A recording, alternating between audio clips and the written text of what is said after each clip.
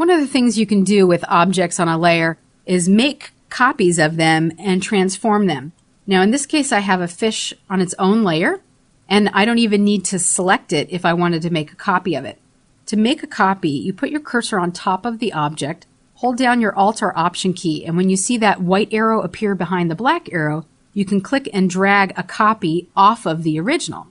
Now, if you want to constrain the position of the copy while you're holding down your Alt or Option key, you can also hold down the Shift key and click and drag, like so. So now we have 3 fish, 3 separate layers, and if I wanted to, I could combine all 3 layers onto a single layer by merging them through the Layers panel.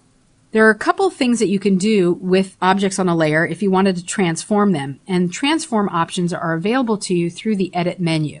You could do a free transform, which is Command or Control T, and that puts a bounding box around your selection, and with the bounding box you can grab any of the anchor points and you can click and drag to scale, like so. You can make them look like sardines in a can. And this goes for any of the anchor points. And you could click and drag in any direction, which means that you could also flip things back and forth. When you put your cursor outside of a corner, you could also rotate the selection. If you like what you've done, you can click this checkbox here or hit Enter or Return on your keyboard.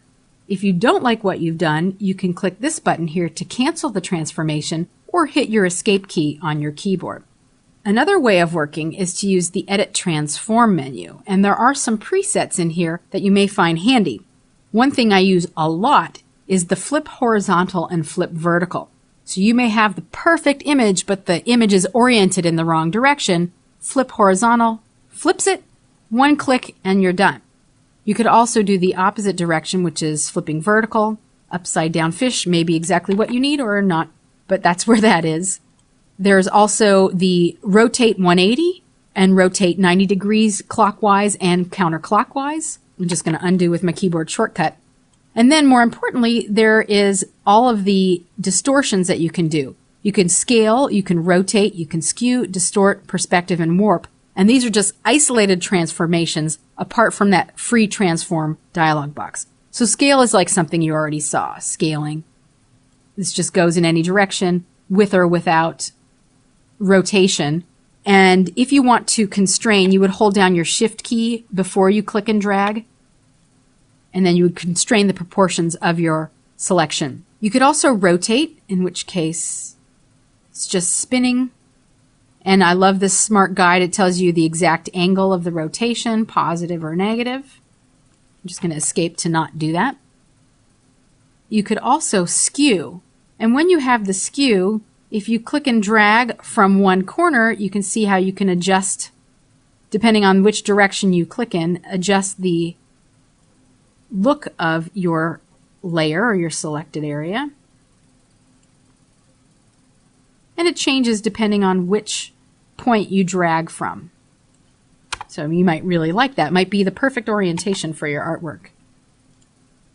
Then there's Distort.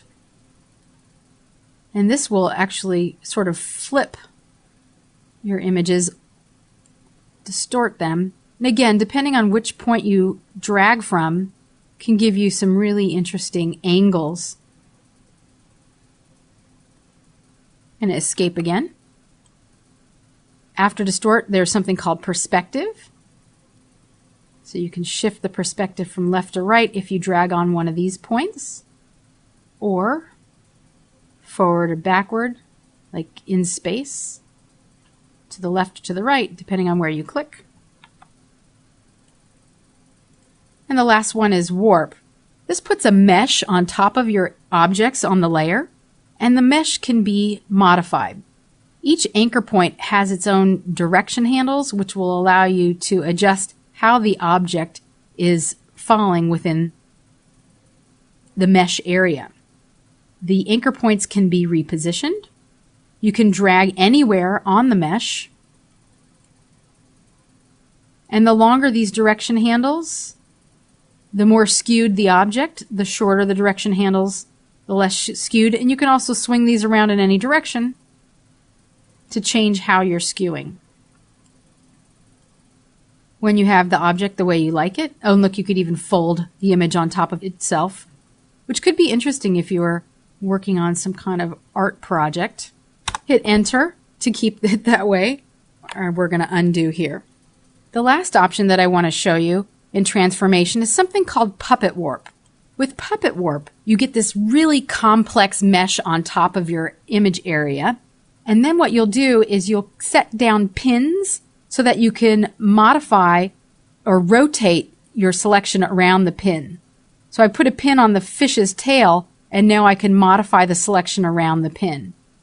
So I might want to do something like this so it looks like this one's coming at me, and do something like this so that it looks like that one's going away, and then another one like this so it looks like this one's coming towards me, moving off the page.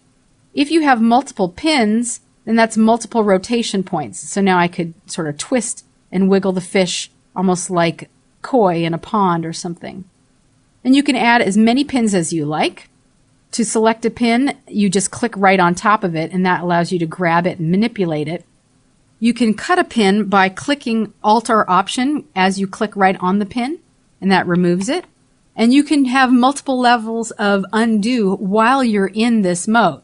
When you have everything the way you want it, and just like other transformations, you can click this checkbox or hit Enter and Return on your keyboard, or hit Escape or this button here, and this will remove all pins for you. There's other things that you can do, such as changing the rotate to fixed versus auto. You can set the angle. You can adjust the pin depth. You can have multiple pins and sort of in a hierarchical fashion adjust the depth. You can hide and show the mesh and change the expansion. Also, there's density, the number of points on your mesh, fewer or more. And then, of course, there's the mode, normal, rigid, or distort. And I usually work in normal because it's forgiving. Like I said, when you have it the way you want it, just hit Enter or Return, and you're good to go.